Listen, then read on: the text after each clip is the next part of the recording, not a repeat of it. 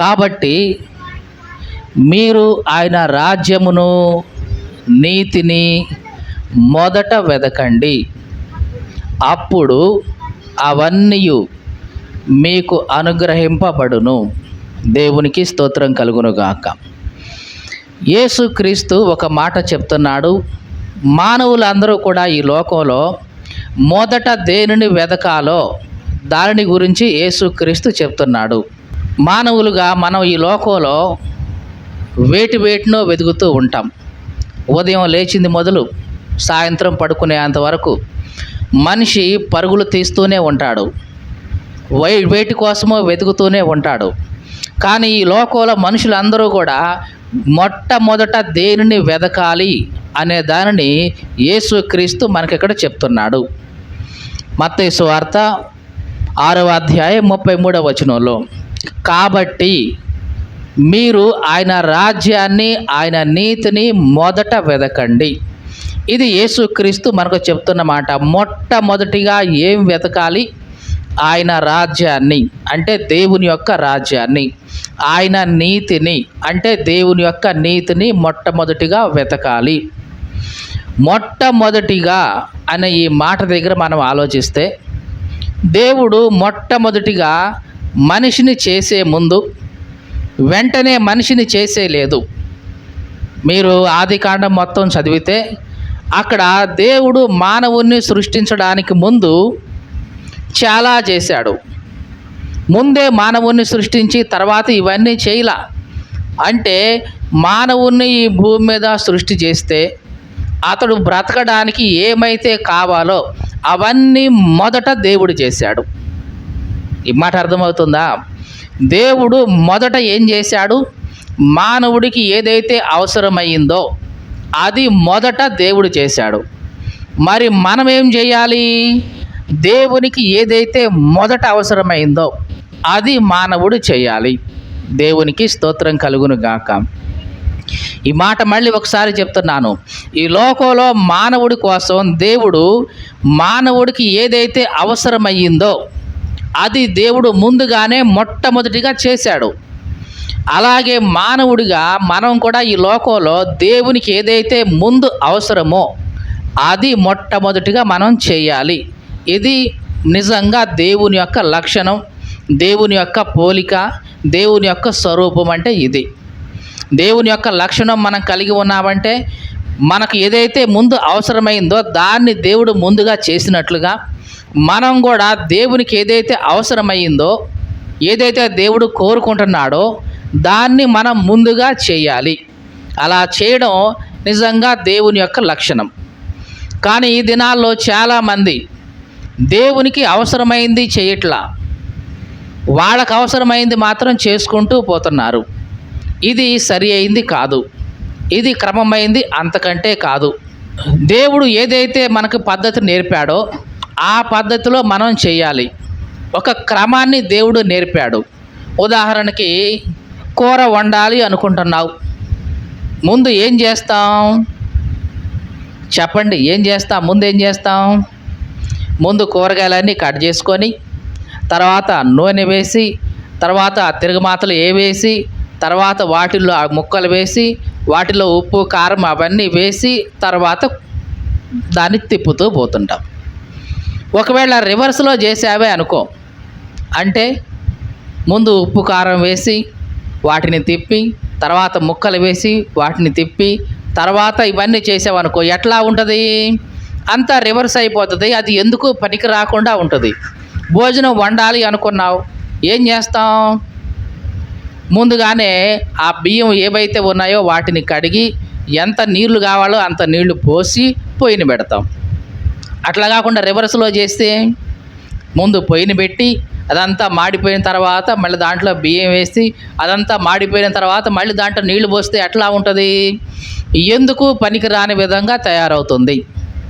అలాగే దేవుడు ప్రతి దానికి కూడా ఒక క్రమాన్ని పెట్టాడు. ఈ లోకంలో ఒక క్రమానుసారంగా అది చేస్తే అది ఉపయోగకరంగా ఉంటుంది, తినడానికి బ్రతకడానికి ఉపయోగకరంగా ఉంటుంది. ఒకవేళ క్రమం లేకుండా ఇష్టం వచ్చినట్లుగా చేస్తే అది ఎందుకు పనికి రాకుండా ఉంటుంది.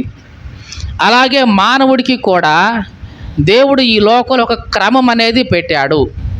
ఆ క్రమంలో మొట్టమొదటిగా మానవుడు చేయాల్సింది ఏమిటంటే దేవుణ్ణి వెతకటం. ఎవరిని వెతకాలి? దేవుణ్ణి వెతకాలి. ఎప్పుడైతే మానవుడు దేవుణ్ణి వెతికి తర్వాత మిగతా పనులన్నీ చేసుకుంటూ వెళ్తాడో అతని యొక్క జీవితం ఫలవంతంగా ఉంటుంది, ఇతరులకు ఉపయోగపడే విధంగా ఉంటుంది, ఇతరులకు ఆమోదయోగ్యంగా ఉంటుంది, దేవునికి కూడా ఇష్టకరంగా ఉంటుంది. అతడు చేసిన ప్రతి పని కూడా సఫలమవుతూ ఉంటుంది, అతడు ఆశించిందంతా కూడా నెరవేరుతూ ఉంటుంది. ఎప్పుడు? ఒక క్రమాన్ని పాటిస్తే. అట్లా కాకుండా దేవుడు చెప్పిన క్రమంలో కాకుండా రివర్స్లో చేసుకుంటూ వస్తే గనక ఎందుకు పనికి రాకుండా మనిషి యొక్క జీవితం ఉంటుంది. ఏమంటున్నాం? మనిషి యొక్క జీవితం ఎందుకు పనికి రాకుండా ఉంటుంది అంటే తన జీవితం తన కుటుంబానికి ఉపయోగపడదు, సమాజానికి ఉపయోగపడదు, దేవునికి అంతకంటే కూడా ఉపయోగపడనే పడదు. ఎందుకంటే క్రమం లోపించింది కాబట్టి. దేవుని వాక్యంలో క్రమంగా నడుచుకోవటం, క్రమం లేకపోవడాన్నే అక్రమం అని దేవుని వాక్యంలో మనం చూస్తాం. ఏమంటున్నాం? క్రమం లేకపోవడాన్ని ఏమంటున్నాం? అక్రమం. దేవుడు అన్నాడు, అక్రమం చేసే వాళ్ళారా నా దగ్గర నుంచి పొండి. ఎక్కడికి పోవాలి? ఎక్కడికి పోవాలి? అపవాదికి వాని దూతలకు సిద్ధపరచబడిన ఆ నిత్యాగ్నిలోనికి పోండి. ఇది యేసు ప్రభు చెప్పిన మాట. ఎవరైతే తమ జీవితంలో క్రమంగా లేకుండా అక్రమంగా బ్రతికారో, అక్రమంగా జీవించారో అట్లాంటి వాళ్ళకి తుది తీర్పుగా దేవుడు చెప్పే మాట ఏంటంటే, అక్రమం చేసేవాళ్ళు మీరెవరో నాకు తెలియదు, వెళ్ళండి, నిత్యాగ్నిలోనికి పోండి. నిజానికి అది నీ కోసం కాదు, అపవాది కోసం, వాడి దూతల కోసం నేను సిద్ధపరిచా. మీరు అక్రమంగా జీవించి వాడి మార్గంలో వెళ్ళారు కాబట్టి మీరు నిత్యాగ్నిలోనికి పోండి అని యేసుక్రీస్తు చెప్తున్నాడు. అంత్య దినములో యేసుక్రీస్తు ఎవరైతే అక్రమంగా జీవిస్తున్నారో వాళ్ళకి చెప్పే మాట ఇదే. మీకు అర్థమవుతుందా? అంత్య దినములో, తీర్పు రోజుల్లో ఎవరైతే ఈ లోకంలో అక్రమంగా బ్రతుకుతున్నారో, క్రమం లేకుండా జీవిస్తున్నారో వాళ్ళతో దేవుడు చెప్పే మాట ఇది. కాబట్టి క్రమంగా ఉండటం అంటే దేవుడు నేర్పిన క్రమం. దేవుడు నేర్పిన క్రమం ఏది? మొట్టమొదటిగా ఆయన్ను వెతకాలి. ఎవరిని వెతకాలి? ఆయన్ను వెతకాలి. ఎప్పుడైతే మనం దేవుణ్ణి వెతికామో మనం చేసే పనులన్నీ కూడా చక్కగా నెరవేరుతూ ఉంటాయి. ఎప్పుడైతే దేవుని వెతకటం ప్రక్కన పెట్టేస్తామో మన జీవితంలోనికి అక్రమం వచ్చి చేరుతుంది. దానివల్ల మనం నాశనం అవుతూ ఉంటాం, మనల్ని నమ్ముకున్న మన పిల్లలు నాశనం అవుతూ ఉంటారు, మన చుట్టూ ఉన్న సమాజం కూడా నాశనం అవుతూ ఉంటుంది. నింద, అపహాస్యం, చెడ్డ పేరు మన మీదకి వస్తుంది. ఎందుకంటే దేవుడు చెప్పిన క్రమాన్ని నువ్వు పాటించలేదు, అక్రమంగా బ్రతికావు కాబట్టి దాని ఫలితం నీవు నీ కుటుంబం అంతా అనుభవించాల్సి వస్తుంది. దావీదు అనే ఒక మహారాజు ఉన్నాడు. మనందరికీ తెలుసు దావీదు గురించి. దావీదు తన జీవితంలో ఒక రాజుగా ఉన్నాడు. అయినా సరే ప్రతిరోజు దేవుణ్ణి వెతికే ఒక మంచి లక్షణం ఆయనలో ఉంది. ఏమంటున్నాం? దేవునికి ప్రతిరోజు ప్రార్థన చేస్తూ ఉంటాడు. ఒక్కసారి మనం 5వ కీర్తన మనం చదివితే 5వ కీర్తన 3వ వచనం, యెహోవా ఉదయమున నా కంఠస్వరము నీకు వినబడును, ఉదయమున నా ప్రార్థన నీ సన్నిధిని సిద్ధము చేసి కాచియుందును. చూడండి ఏమంటున్నాడో ఇక్కడ దావీదు, దేవా ఉదయమున నా కంఠస్వరం నీకు వినబడుతుంది. ఏమిటంట? ఉదయాన్నే దావీదు యొక్క కంఠస్వరం ఎవరికి వినబడుతుంది? చెప్పండి, ఎవరికి వినబడుతుంది? దేవునికి వినబడుతుందంట. అంటే ఒక రాజుగా ఉదయాన్నే లేవగానే తన కంఠస్వరం ఎవరికి వినిపించాలి? సైనికులకో లేకపోతే వాళ్ళకో వీళ్ళతో కాదు మాట్లాడుతుంది దావీదు, రాజై ఉండి కూడా. ఉదయం లేవగానే తన కంఠస్వరాన్ని ఎవరికి వినిపిస్తున్నాడు? దేవునికి వినిపిస్తున్నాడు. అంటే ఏం చేస్తున్నాడు? ప్రార్థన చేస్తున్నాడు. ఈ మాటలు వింటున్న ప్రియ సహోదరి, సహోదరుడా, మరి నీ సంగతి ఎట్లా ఉంది? ఉదయాన్న నీ కంఠస్వరము దేవునికి వినబడుతుందా? నీ కుటుంబంలో, నీ జీవితంలో, నీ బ్రతుకులో ప్రతిరోజు ఉదయాన్నే నీ కంఠస్వరం, నీ గొంతు ఎవరికి వినబడాలి? ముందు దేవునికి వినబడాలి. సిటీ స్టడ్ అనే ఒక భక్తుడు ఉన్నాడు. ఆయన అనేవాడు, నేను ఉదయాన్నే లేచి ప్రార్థన చేయకపోతే ఆ రోజంతా అపవాది నా మీద దాడి చేస్తూనే ఉంటాడు అని చెప్పాడు. ఏమన్నాడు? ఉదయాన్నే లేచి ప్రార్థన చేయకపోతే ఆ రోజంతా ఎవరు గెలుస్తూ ఉంటారంట? అపవాదే గెలుస్తూ ఉంటాడు. అంటే అపవాది యొక్క ఆలోచనలు ఇతని మీద దాడి చేస్తూ ఉంటాయి. అతని మీద మాత్రమే కాదు, ఎవరి మీదైనా సరే. ఉదయకాల సమయంలో నీవు లేచి ప్రార్థన చేయకపోతే, నీకు గొంతు ఇచ్చిన దేవునికి నీ గొంతు వినిపించకపోతే తప్పనిసరిగా అపవాదే నీ జీవితాన్ని ఏలతాడు. ఈ మాటలు వింటున్న ప్రియ సహోదరి సహోదరుడా, మరి నీ జీవితంలో నీ కంఠస్వరాన్ని ఇచ్చింది దేవుడు కదా.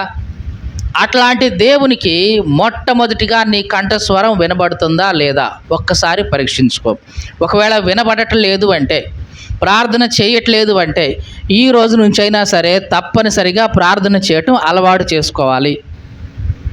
ఎప్పుడు పనులన్నీ అయిపోయిన తర్వాత పడకకు వెళ్ళేటప్పుడు కాదు, ఉదయం లేవంగానే కంపల్సరిగా నీ కంఠస్వరం ఎవరికి వినబడాలి? దేవునికి వినబడాలి. దావీదు మహారాజు అయి ఉండి కూడా తన కంఠస్వరాన్ని మొట్టమొదటిగా ఎవరికి వినిపిస్తున్నాడు? దేవునికి వినిపిస్తున్నాడు. చదువుదాం ఒకసారి. 5వ కీర్తనలోనే 3వ వచనం, యెహోవా ఉదయమున నా కంఠస్వరం నీకు వినబడుతుంది, ఉదయమున నా ప్రార్థన నీ సన్నిధిని సిద్ధము చేసి కాచి ఉందును. అంటే ఎప్పుడు ఉదయం అవుతుందా, నా ప్రార్థన దేవునికి ఎప్పుడు వినిపించాలా అని దావీదు ప్రతిరోజు సిద్ధంగా ఉండి కాచుకుంటున్నాడు.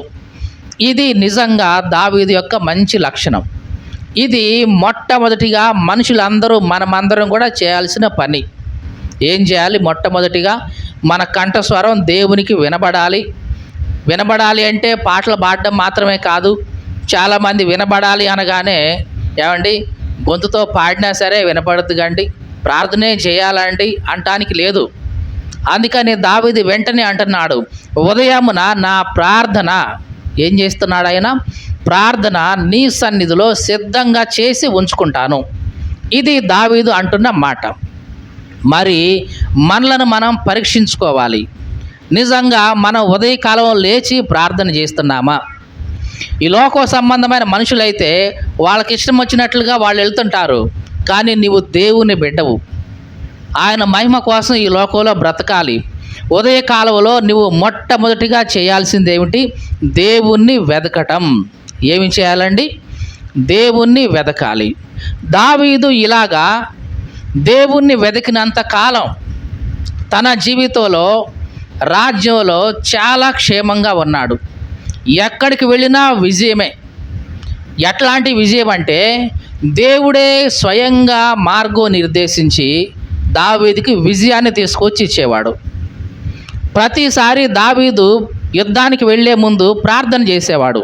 దేవా, నేను పలానా రాజు మీదకి యుద్ధానికి వెళ్తున్నాను, నేను ఎప్పుడు వెళ్ళాలి, ఎట్లా వెళ్ళాలి, ఎలా వెళ్ళాలి అని ప్రార్థన చేస్తే దేవుడే చెప్పేవాడు, ఇదిగో నీవు పలానా స్థలానికి వెళ్ళు, పలానా మార్గంలో వెళ్ళు అని చెప్పేవాడు. దావీదు అట్లాగే వెళ్ళేవాడు, అదే మార్గంలో వెళ్ళేవాడు, జయంతో తిరిగి వచ్చేవాడు.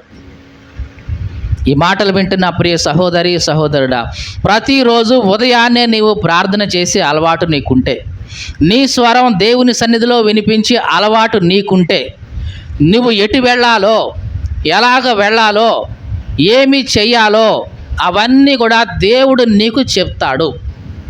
అలా వెళ్ళినప్పుడు తప్పనిసరిగా నీ జీవితంలో విజయాన్ని చూస్తావు.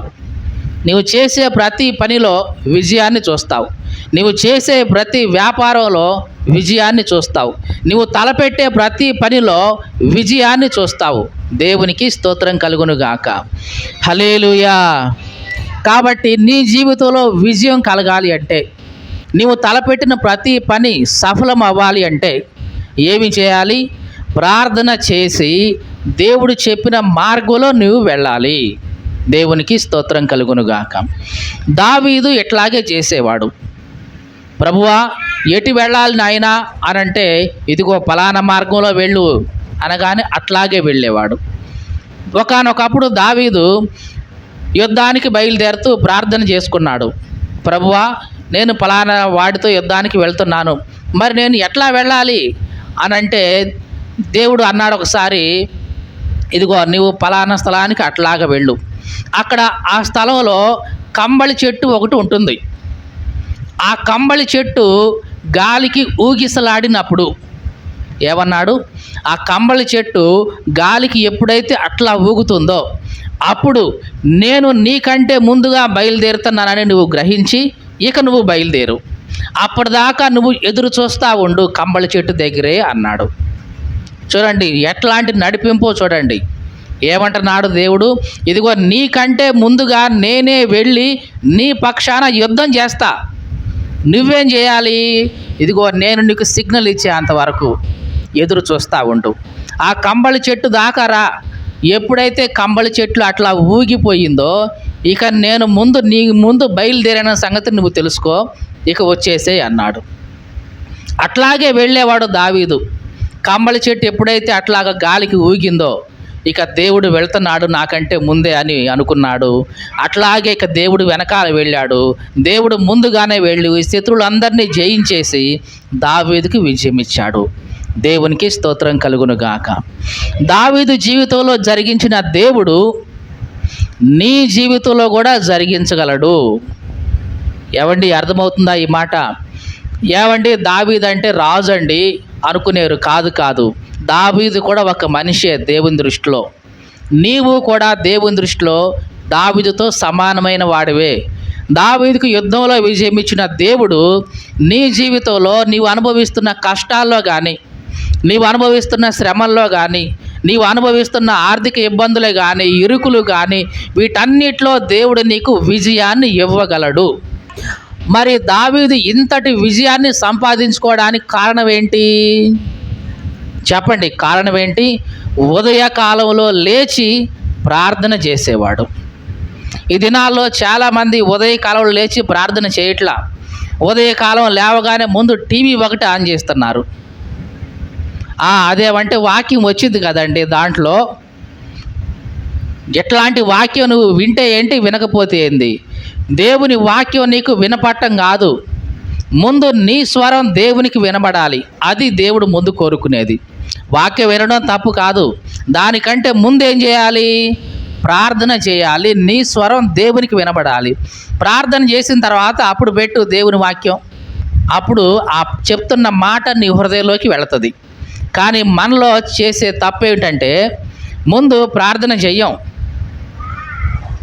వాక్యం చదువు వచ్చినా సరే ముందు ప్రార్థన చెయ్యం, వాక్యం చదవం, టీవీ ఒకటి పెడతాం.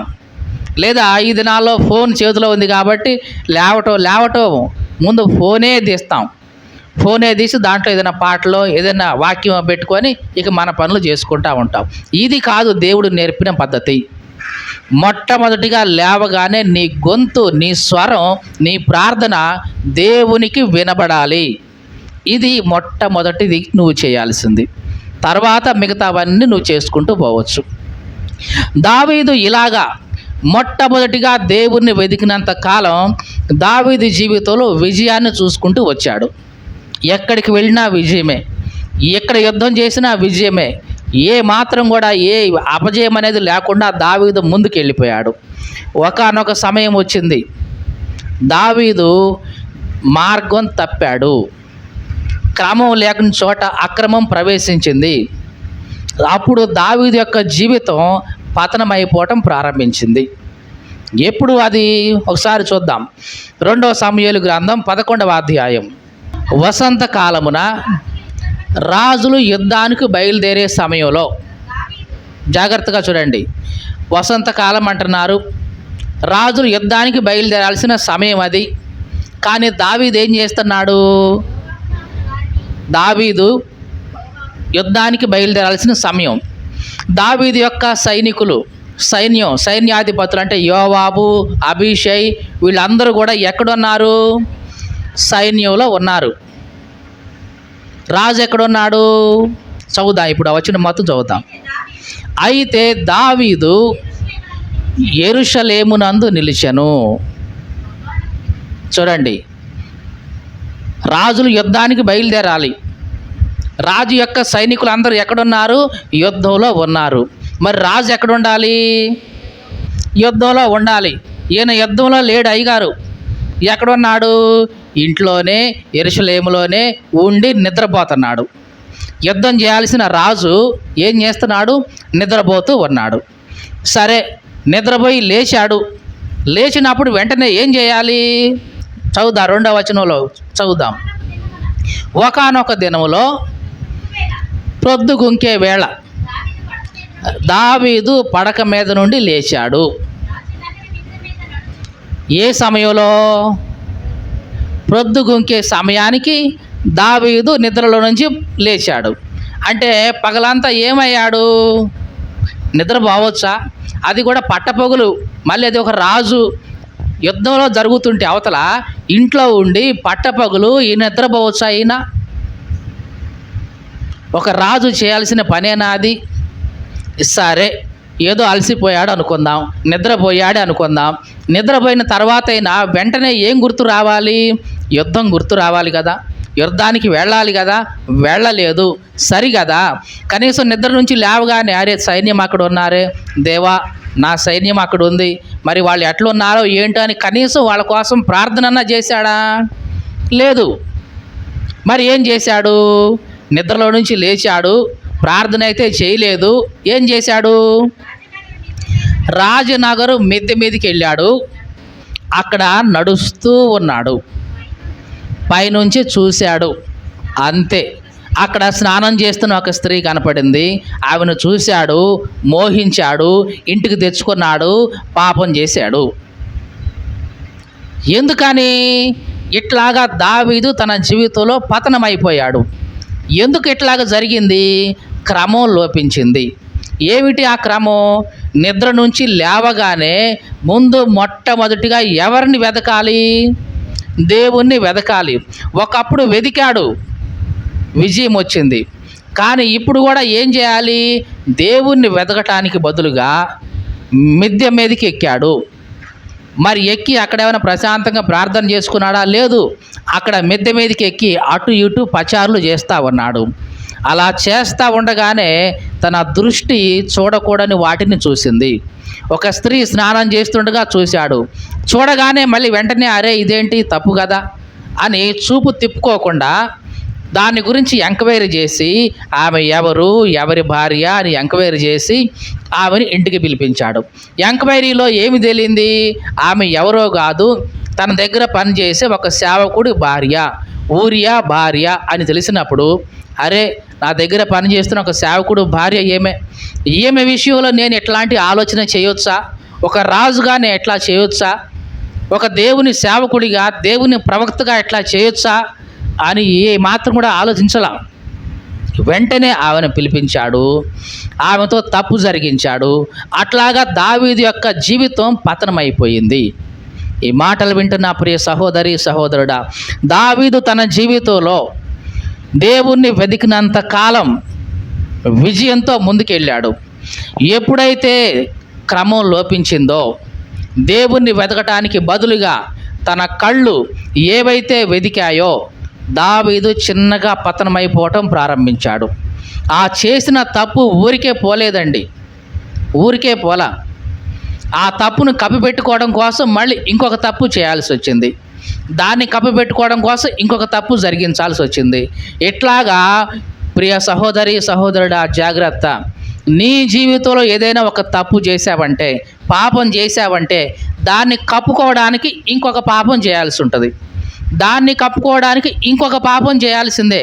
ఇలాగ పాపం మీద పాపం పెరిగిపోతుందే తప్ప తరగదు. దావీదు జీవితంలో ఇట్లాగే జరిగింది. ఏం జరిగింది?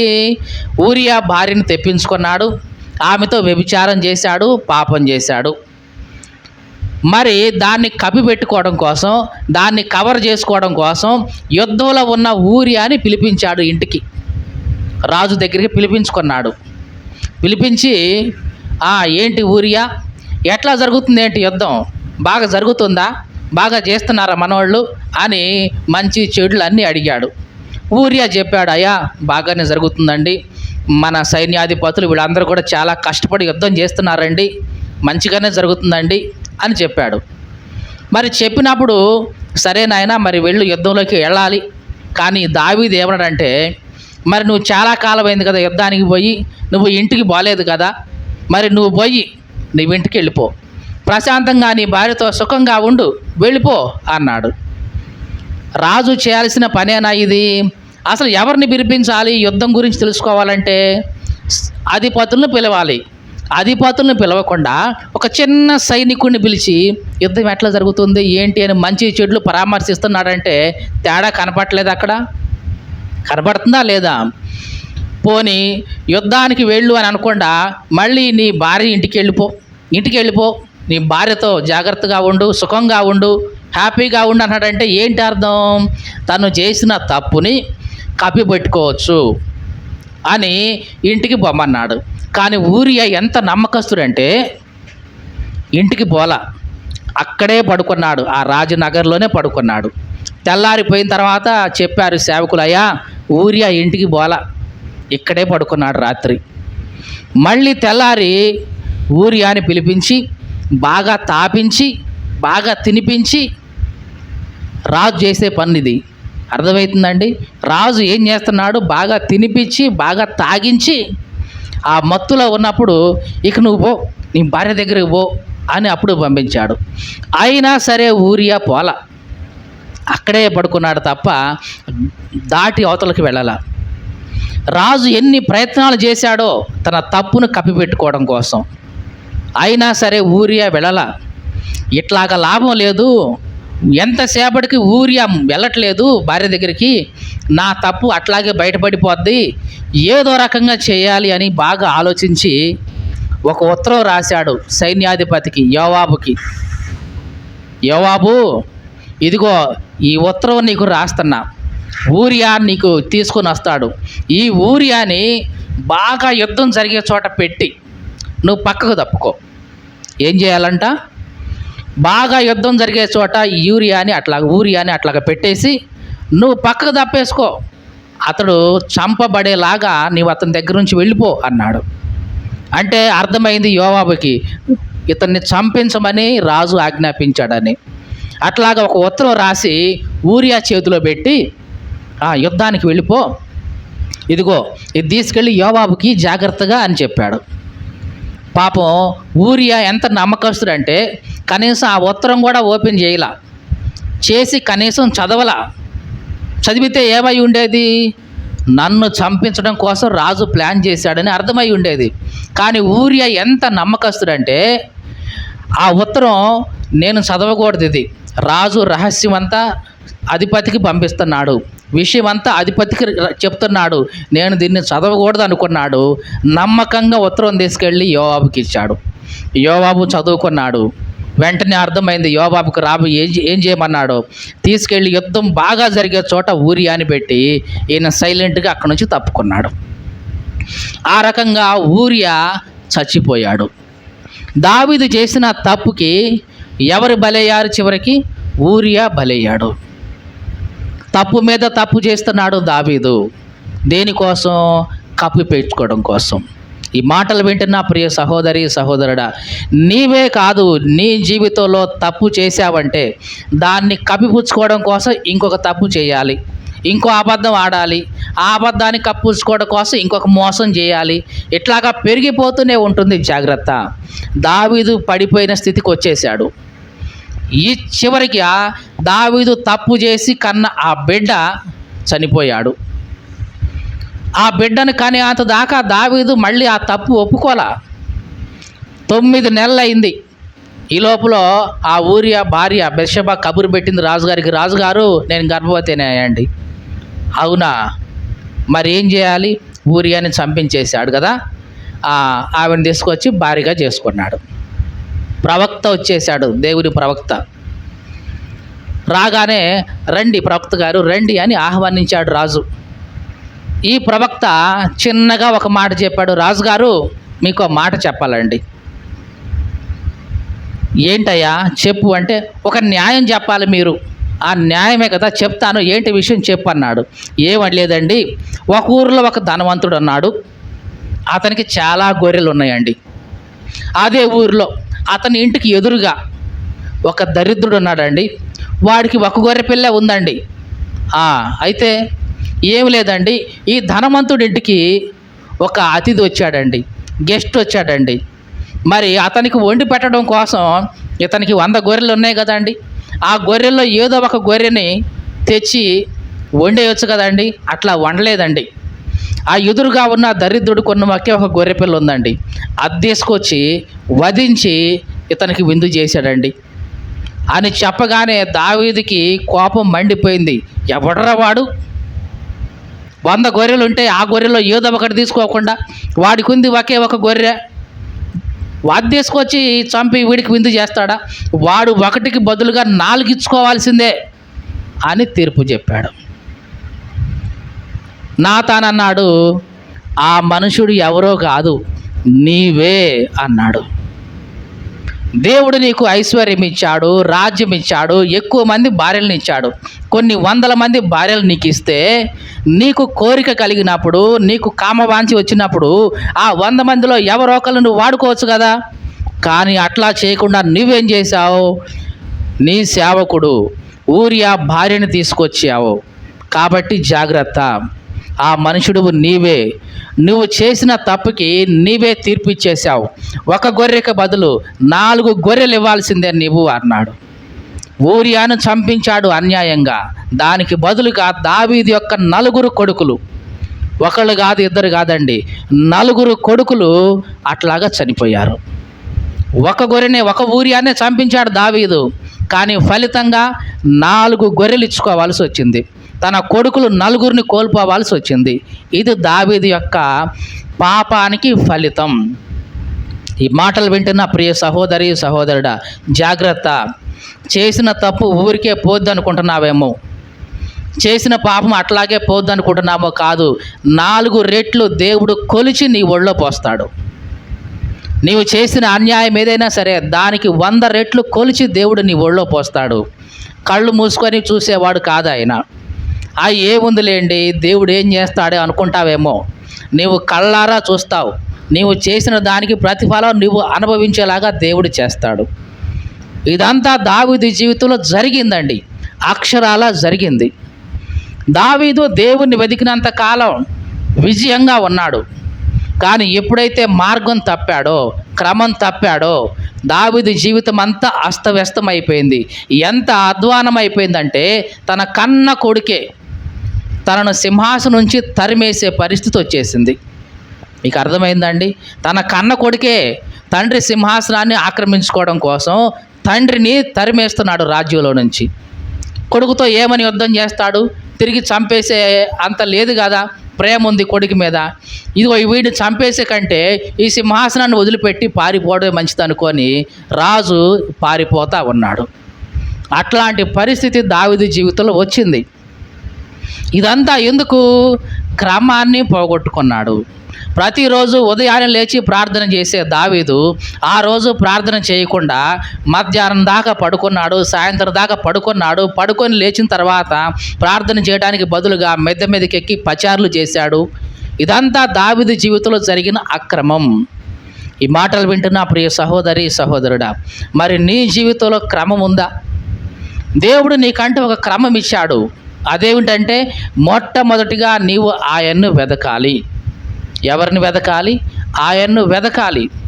ఎప్పుడైతే నీవు ఆయన్ని వెదికావో నీ జీవితం క్షేమంగా ఉంటుంది, నీ కుటుంబం క్షేమంగా ఉంటుంది, నీవు చేసే ప్రతి పని విజయవంతంగా ఉంటుంది.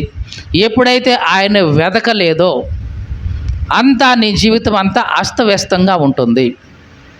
అంతకుముందు చెప్పాం, అన్నం ఉడికేటప్పుడు ఎట్లాగా వండిస్తాం? ఒక క్రమంగా చేస్తాం. ముందు బియ్యం పోసి దాన్ని శుభ్రంగా కడిగి నీళ్లు పోసి అప్పుడు పొయ్యి మీద పెడతాం. రివర్స్లో చేస్తే అది ఎందుకు పనికి రాకుండా ఉంటుంది. అలాగే మానవ జీవితం కూడా ఒక క్రమంగా దేవుడు నేర్పిన పద్ధతి ప్రకారం చేస్తే అది అందరికీ ఉపయోగకరంగా ఉంటుంది.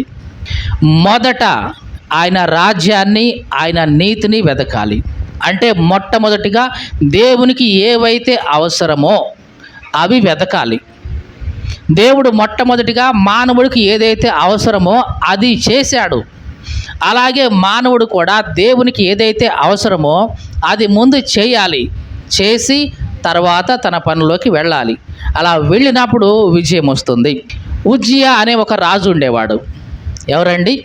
ఉజ్జియా. ఇతనికి దేవుడు చాలా ఘనత ఇచ్చాడు, గౌరవం ఇచ్చాడు. ఇతనికి ఆశ్చర్యకరమైన సహాయం ఇచ్చాడు.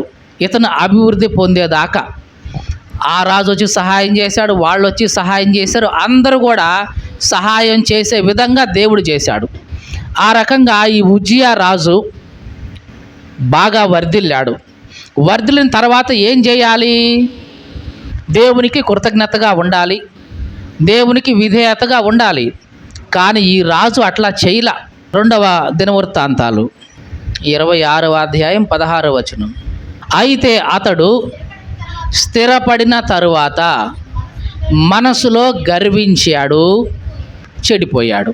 చూడండి, ఉజ్జియా గురించి చెప్పబడిన మాట. అతడు స్థిరపడ్డాడు.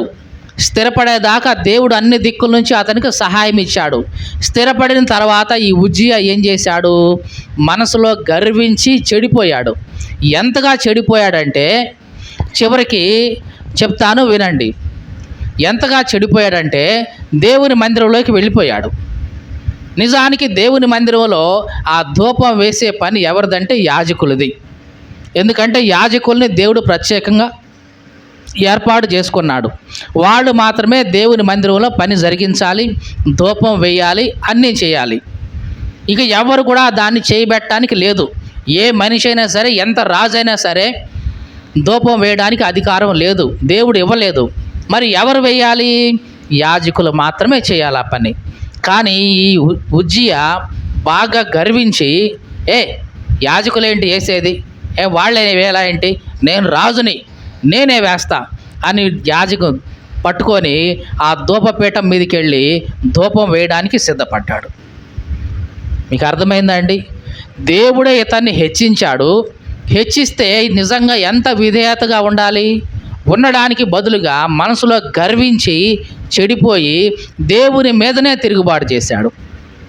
దేవుని మీదనంటే దేవుడిని ఏర్పరిచిన ఆ కట్టడలు, ఆ న్యాయ విధుల మీదనే తిరుగుబాటు చేసి యాజకులు వేసేదేంటి, నేను రాజుని, నేనే వేస్తా ధూపం అని వెళ్ళి వేయబోయాడు. వెంటనే అక్కడ ఉన్న యాజకులు అందరూ కూడా చెప్పారు, ఏమని? ఉజ్జియా, నీకు ఇది న్యాయం కాదు, ఇది క్రమం కాదు.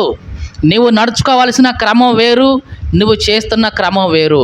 నువ్వు చేస్తుంది క్రమం కాదు, అక్రమం. ఇది నీకేమాత్రం కూడా ఘనత కాదు అని గద్దించారు. మరి గద్దించినప్పుడైనా ఏం చేయాలి రాజు?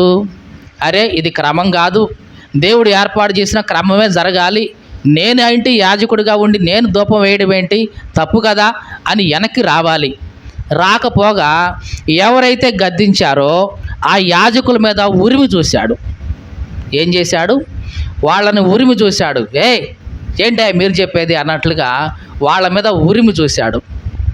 అంటే వాళ్ళకు కూడా కీడు చేయడానికి రెడీ అయిపోయాడు.